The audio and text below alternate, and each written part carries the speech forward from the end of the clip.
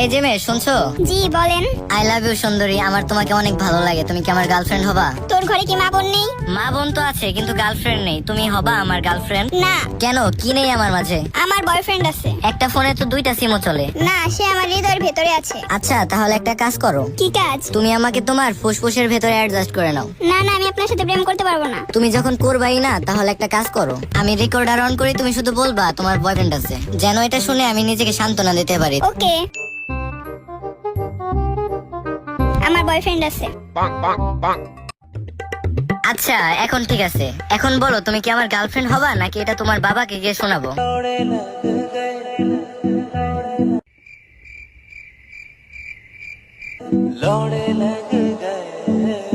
আরে কি বলো এসব? বাবাকে শোনাবে কেন? আমি তো তোমার গার্লফ্রেন্ডই হই। I love you too baby.